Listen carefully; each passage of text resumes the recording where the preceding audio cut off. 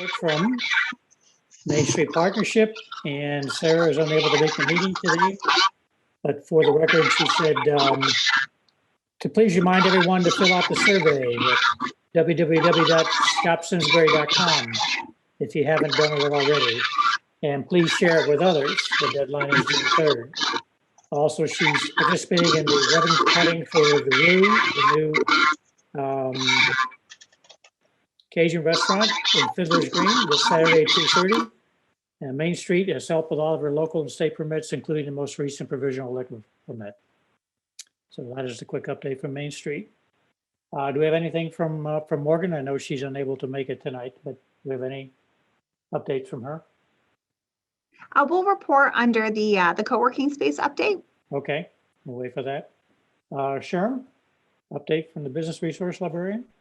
Yeah, we're working hard to be ready for the additional opening, or extended hours, or regular hours. I'm not sure what we call it at this point. After the holiday weekend, June 1st, so we've been real busy with that. Good. I'm just curious, the spaces that you have available for meetings or what have you, have they been used throughout all of this, or have they been utilized? Right now, on June 1st, we're going to have our study rooms and the small meeting rooms in the BCC open. The large meeting rooms will not be open yet, except for town commissions and that. Okay. All right, very good, thank you. Okay, the EDC work plan updates. Charmaine and Brooke, you want to provide an update on the marketing project?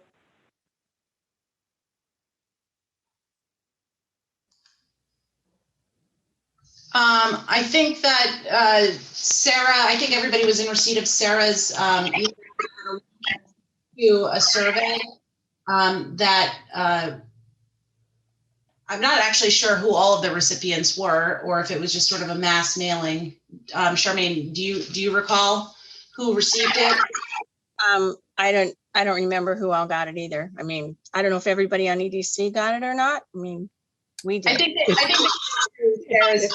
It's available town-wide, and it's actually, the survey is also on the town website. And so everybody is encouraged to, within the EDC, not only to be taking the survey, but to make sure to communicate to your friends, and in our case, our friends' children and grandchildren, to participate in the survey, trying to get as many people across the town to participate in it to get a cross section of input. And so I know that survey is underway. It's due to be completed by June 3rd. Obviously, we're waiting for the results after that, but that survey, everybody's encouraged to get as many people to participate as we possibly can, right? That's my understanding, correct? That's correct. Okay. So that's the latest from us, unless Charmaine has anything else to add. That was the most recent thing that we worked on. Yep, just to get the surveys all in, and once we have that data, then we'll be able to kind of go further once we have some more opinions. Have all of the focus groups been completed? I believe so. Okay. Great. But now it's up to the people, so to speak. Okay, so we'll wait for that. So a quick update on the business outreach. We have had 2 calls since our last meeting, one with Curaleaf last week, which my understanding is went very well. I was reading through the notes, and also looking at headlines in the Hartford Current today that says there's a good chance that the state will be passing the legalization of marijuana bill, which would create need for expansion of Curaleaf. The good news is they have space there on their facility to do that. So their business is very strong as it is right now. It's only going to get hopefully an opportunity for expansion there. So good call with them. We had a call this afternoon with David Bordonaro at McLean. He's, as many of you know, they've got in the process of building out 55 new apartment units within the on the campus. He has a great program going in that they're ahead of schedule and under budget. And how many programs can you reference that are actually ahead of schedule and under budget? They've got 65% commitment on those 55 units. They scheduled to open on June 2022. And so they're doing well. They've continued to battle the COVID issue. They've done a great job of managing the impact of COVID to their residents there. That's the good news. But unfortunately, as a result of that, they've been unable to attract new customers and to allow new people to come into McLean. So that is a major source of concern going forward, is to make sure that they continue to market McLean and fill up all of the units. And then the other issue is one of staffing. Trying to keep staff there, keep everybody healthy, as well as attract new employees. So there's two major challenges going forward. We're around what you call census and resources. So, but overall, very, very positive outlook for McLean. The one issue he did bring up was getting funding for his Meals on Wheels program. And Maria assured him that there's money in the budget to help support that. So he was very happy about that. So it was a good meeting. So now we're to the co-working spaces. So who's going to lead a discussion on that? Would you like to take that, Melissa? Sure. I'll give an overview, and then if I miss anything, just let me know. So we've been working with the Simsbury Chamber of Commerce, Morgan, with thinking through how to create sort of an online website platform that would be able to connect existing open office space that is available in town with individuals who are looking for either co-working space or short-term lease kind of opportunity. So kind of trying to fill two needs there. One, people who are, with the increase in people working from home, providing an opportunity to connect them with property owners who might have available space. So the Chamber of Commerce is putting together a proposal for us that would involve their sort of creating the website and managing it, but it would be a partnership with Main Street Partnership, as well as the Business and Career Center at the library, to kind of have that ongoing. And we're looking at a 3-year pilot program. And the theory behind that is a couple of reasons. One, just to make sure that it's going to work out long term. And then secondly, in terms of funding, we're going to propose using some of the federal stimulus funds that are due to come to the town this month, I believe, or shortly. And we have until 2024 to spend the money. So we're supposed to get 50% of the funds now and then 50% in 12 months. So the idea would be to tie that 3-year term to and use a piece of those funds. And it's a very modest amount. It's like $3,500 to get it off the ground. So that proposal will go before the Board of Selectmen at their June 14th meeting. So we're excited about that and the opportunity to be able to use some, recovery funds for that purpose too. That's exciting. Thank you very much for the update. Ron, Peter, any other? I just have a input? question, I guess, for Melissa or Maria. So I love that that's probably using the CARES money or whatever. That's great. What's the thought of waiting to see what the market actually drives? So seeing people go back to work, a lot of businesses are opening up June 1, July 1. So putting it on hold for a couple of months to kind of see, is there a way that we could do that? Do kind of a pause and see what the need is? We could definitely consider that. I think even prior to the pandemic, creating co-working space or trying to find ways to facilitate co-working space had been a priority for the board. And so that has turned up on the EDC work plan now for the past 2 years from the Board of Selectmen. So I guess we could see the trend there, but again, I think this is really, geared more towards really also trying to support entrepreneurs, again, as part of sort of the original work plan and then the continuation of the work plan. So I don't know. I'm not sure if there would be as much value. Yeah, but like entrepreneurs wouldn't necessarily need co-working space. Mm-hmm. if they're in the beginning, they would need SHRM, right? Mhm. I'm sure they would need library assistance, but I don't know if we're putting the cart before the horse. Mm. We don't know how things are going to return. Mhm. Well, to echo Maria's comments, we redid the Business Resource Center. It's now the Business and Career Center, and we've actually redeveloped that space into kind of a co-working learning common space because this need was already there. And I don't think we'd be served by delaying this at all. I think something we should be moving ahead on and trying to be proactive. Jackie, for this, I know $3 is a lot of dollars, but it's a small amount. And I think what Maria was saying, even before the pandemic, we're seeing people moving towards a remote type working environment. And that's a benefit to Simsbury because one of our biggest challenges is getting people in and out of the town. We don't have good access to highways or whatever. So I think making it easier for entrepreneurs and small businesses to have a place to work locally is going to help benefit the town. We're not going to be able to compete with towns that have highway access and that kind of thing. So I think this gives us a chance. I sent a Wall Street Journal article out about 2 months ago that kind of promoted that or reiterated that, how a lot of small towns that have some of the amenities that we do, that you don't have, like Middletown, maybe great highway access, but doesn't have the amenities of Simsbury. So how do we compete with that? If we can keep our people in the town working right there and not have to get on the highway and go, I think that's a big benefit.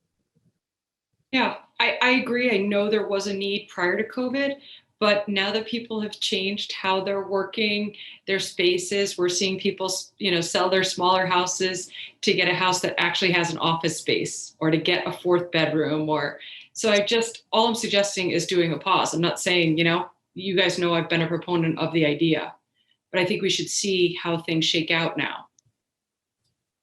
That's all. It's kind of a temporary thing. Because all these shared spaces would be short-term rentals. And if it works out for an entrepreneur, then yeah, hopefully they would maybe look at expanding their home or finding a more long-term rental. But this gives people an opportunity without a big investment to give it a shot. The people that are looking for a short-term rental are already doing that though.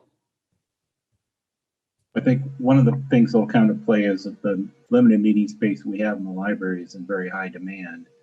And we do have a policy where we do charge a fee if you're using it for for-profit activity for a business or something. So if it's a homeowners association or something like that. So if it's an opportunity for some of these property owners to make meeting space available, for limited use and things like that, I think that's something that will definitely be attractive. Like I said, I'm not disagreeing. I'm just saying I think we should see what the actual need is when people are going back to office space.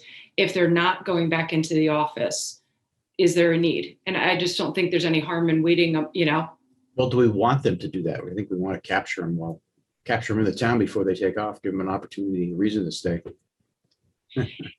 If they have an office to go back to, that's going to be their choice. What's the downside of if we did go forward and, being proactive? Spending money, using staff, time. And we have other things that money can go toward. One would be, social services we just talked about, or Meals on Wheels. We have so many other things that are in need right now. Yeah, Jackie, so one of the possible uses that we thought would be, an appropriate use of the $2.5 million in federal funding that's going to be coming our way. It's a very limited sort of amount of permitted uses, and we think that there's a very good chance that this would fall into that category.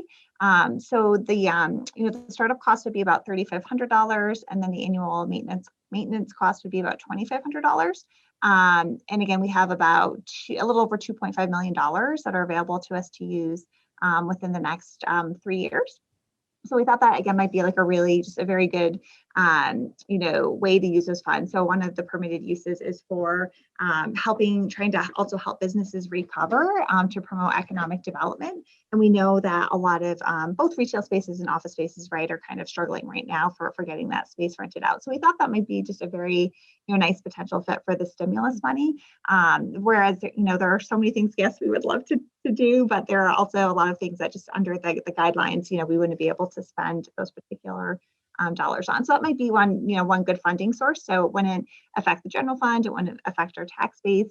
And because we are at such a tough point for staff capacity, we had a really nice conversation with the chamber, and they were willing essentially to take on staffing that website, doing everything related to the website, and in exchange we thought we could just pay them a very nominal fee to do that.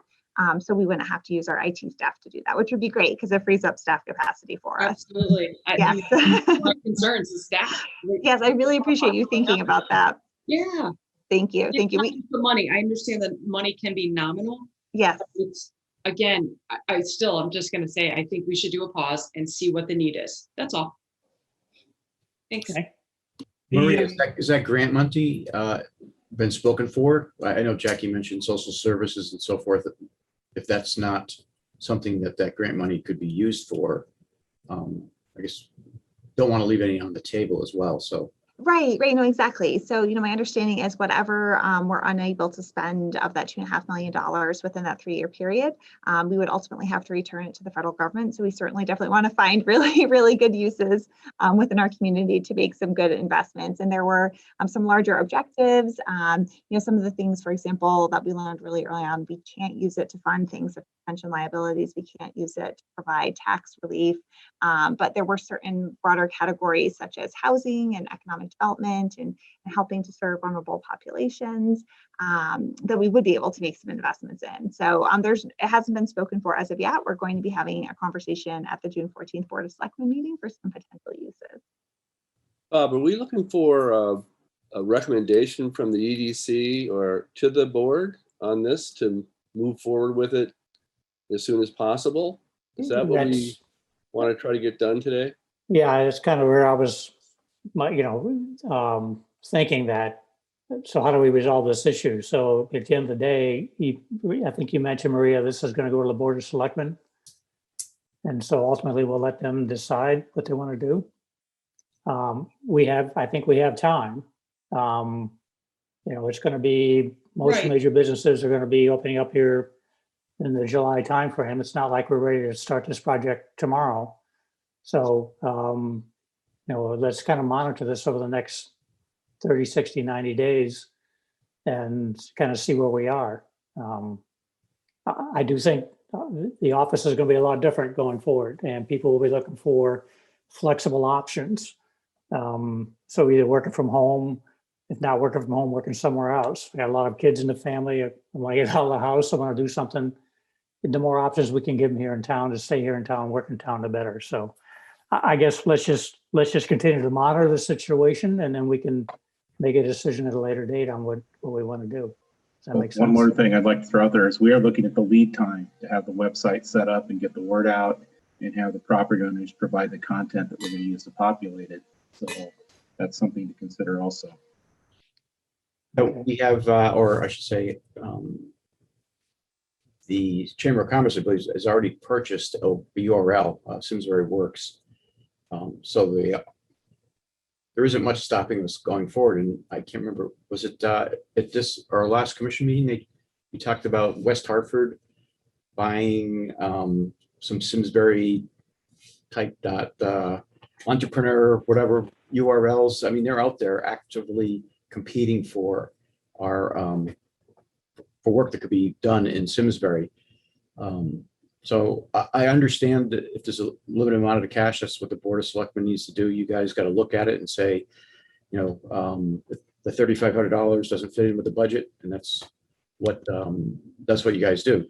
However, I think delaying this to see what's going to happen is going to put us behind the 8 ball. From you can already see West Hartford is very aggressively pursuing entrepreneurs in Simsbury, Avon, and Canton. And I still say that, yes, things are changing as the pandemic wanes, but there's an opportunity here to kind of leverage the ability of Simsbury to have people work in town locally. If we don't give them that opportunity, they will go back to the offices, and that may be not missed opportunity. So, Ron, it sounds like you're talking about entrepreneurs, but you're also talking about people going back to offices. So I think if we're talking about entrepreneurs, I think the library has done a good job of servicing them. I'm not sure with COVID if it was more by appointment and less of a co-working type of space because of the days that the library was open. So Ron, I think we're talking about maybe two different things here. well, I guess the offices I'm thinking about are these co-working spaces that West Hartford and Manchester and East Hartford towns are buying up space and providing that they're leasing it out. We don't have that. That's a lot more expensive endeavor than putting up a website and trying to leverage what our local community already has and what landlords might be able to offer. Yeah, no, I think that's a good point. And that's something that, we have discussed with the group, and we really don't have co-working space on this side of the mountain. And we are aware that, the West Hartford folks have bought up some domain names. So the chamber did, at least proactively. It was a very low cost. I think it was just over $100. They purchased several, website domain names that we could use if we wanted to proceed in this effort, just to preserve the names. But to Ron's point, that is true. I think that this is a pretty low cost alternative to some of the other communities, such as Manchester and others, that are really going after the coworkers and in the co-working space, and where they've actually, invested in actual, brick and mortar kind of infrastructure. We thought this was kind of a low cost solution to that, and to try to grab a little bit of the market, because what we're hearing and what the chamber now is hearing anecdotally from folks is that because we don't have the space, people are traveling to West Hartford to access the space right now. I just got back from 6 months in Norfolk, Virginia Tidewater, where I was looking after my 3 criminals while my daughter was deployed.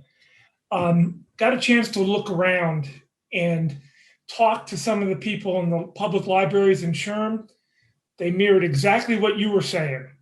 Is we're busy with these folks that are coming in, they not going to the office, we're getting slammed. And Chesapeake, Norfolk, Hampton, Newport News, and Virginia Beach are all moving towards offering some type of co-working. It's kind of fun because they're all competing with each other down there. Long and the short is I think we should move forward now. I agree with Ron. I'm in violent agreement with moving forward. If the Board of Selectmen decides that it's too much money, that's tough noogies for us. But I would like to, maybe it's putting forth a motion saying, let us move forward with this as quickly as possible. And Ron, I'm eager to catch up with you to make certain that now that I'm back in town, what I can do to be the snuffy for whoever to get this work done. We're only making the recommendation. I guess we'll come from here, and the Board of Selectmen has they hold the purse strings, so you make the decisions. So we'll wait to hear from the board. So can I make a motion that we present this to the board and that we move forward with this now? So I think the recommendation is that the EDC is strongly in favor of moving forward with it. And Maria, you mentioned that the board, you're going to bring it up to the Board of Selectmen at their next meeting. So I would second that.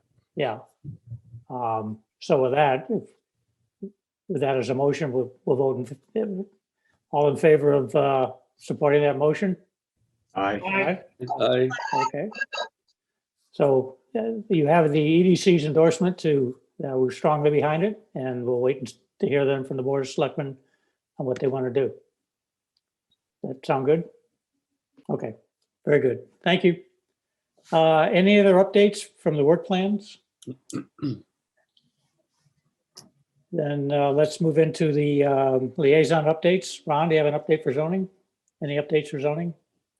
Let's see. Well, looks like we're gonna have a Tractor Supply replacing the the old bowling alley. Torn between that one. I like Tractor Supply, but When is that going to happen? it might. I can't remember what happened with the brew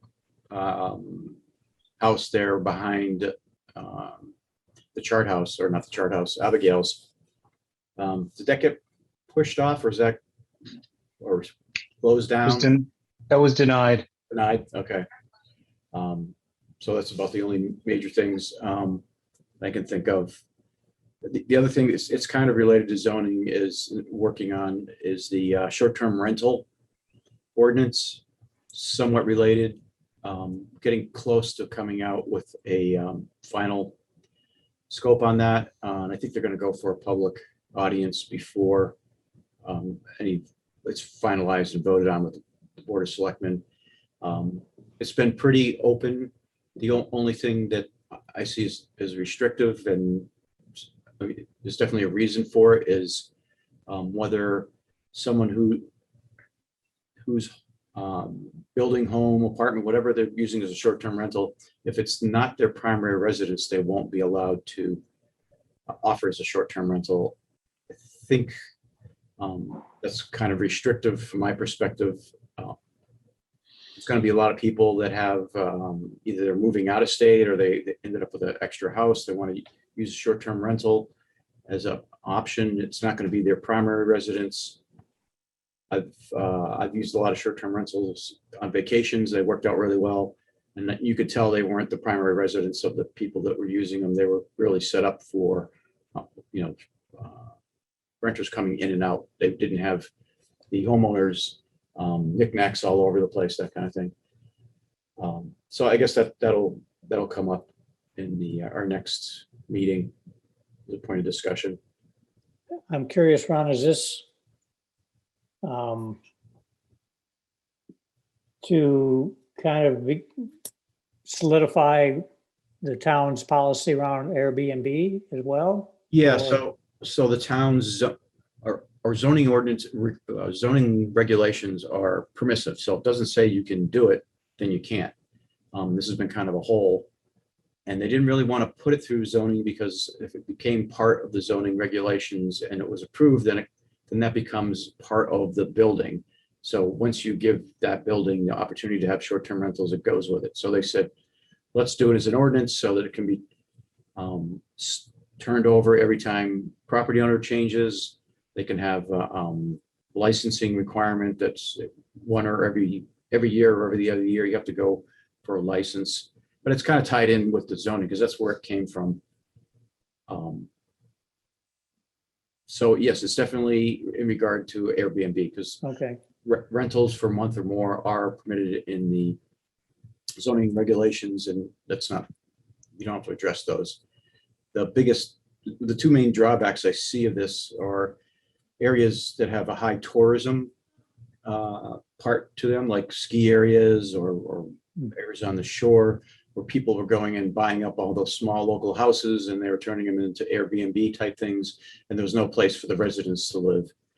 Simsbury doesn't have that issue, so I don't think that's a problem. The other issue is just how much impact it'll have in the local neighborhoods. People are concerned if you have an Airbnb there, come in, are they going to be disrespectful to the neighborhood? And I guess there was an incident several years ago where something kind of got out of hand before Airbnb was really, it wasn't an authorized rental. So this is kind of to get ahead of that curve. But I think if we limit it to primary residence, it's really going to limit the amount of people. And you got to think about it. If you wanted to do an Airbnb, either it's going to be one room in your house to do it, or you're going to have to leave your house most likely, and where you're going to go to do that, and what are you going to do? How are you going to handle all the stuff in your house if you got a stranger coming in? I mean, you're going to pack it all up and put it away. That's why I've seen the Airbnbs that I've been to are pretty much set up for just that. And a short-term rental, there's not a lot of knickknacks going around. The owner doesn't have to worry about putting things away and locking them up. So those are the two negatives that I see. okay. Okay, anything else? Nope.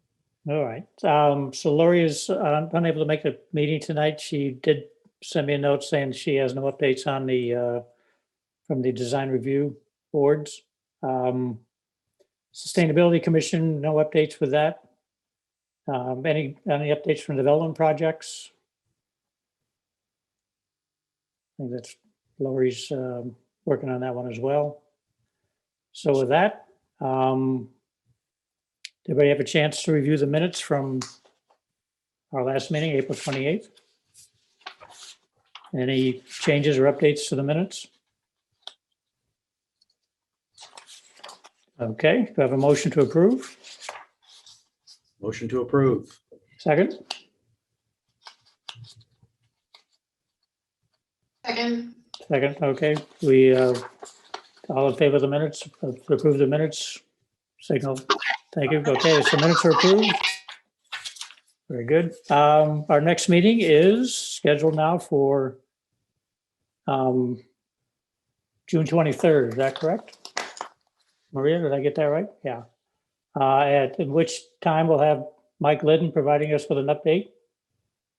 And we will have I believe the Spirit Commission will be joining us as well. So it'll be a rather large audience. So we look forward to getting Mike's update on that.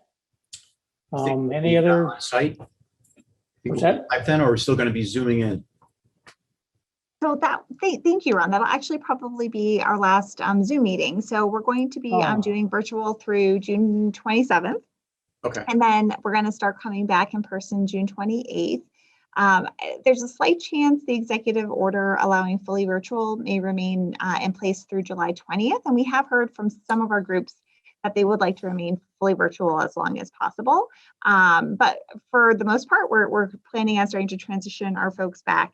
But we are also in the process of installing some new technology in our meeting rooms to accommodate hybrid meetings. And also we've sort of moved around meeting spaces for the summer just to accommodate for more distancing. So for our group, I know we normally would meet in person in the WeTalk room at the library, but when we do go back to in person, it will most likely be the larger program room that's at the library for the summer. Okay. But we'll keep you updated. We're just finalizing, all the schedules now, but I do expect for your July meeting, we'll be in person at the library. Having a hybrid capability would be terrific. It would be very nice for, for folks, members who are traveling or, maybe there's a family commitment or something of that nature. One of the advantages to the fully virtual format is that we've really seen increased attendance from our members across all agencies. It's so much more convenient in that regard. We haven't, had to cancel meetings for lack of quorum. And we've also seen increased public participation, which is really nice as well. I think it's just more convenient. People can hop on real quick and participate this way, or they've been able to send us written comments. So it's been really nice to actually see that as well. On the other hand, we miss seeing everybody in person. So we're excited and we're looking forward to being able to get back. That is true. But I know early on, we had several meetings where people were calling in. And so if they could zoom in and actually, that would be much more effective, I think. Yeah, absolutely. And much more productive. So, okay. With that, any other questions, comments, discussion items? Then we have a motion to adjourn. Motion to adjourn. Second? Okay. I think all in favor? I think we're all good. Thanks, everybody. We look forward to seeing you in June. Have a good Memorial Day holiday. Good holiday, everybody. Have a good one. Bye-bye.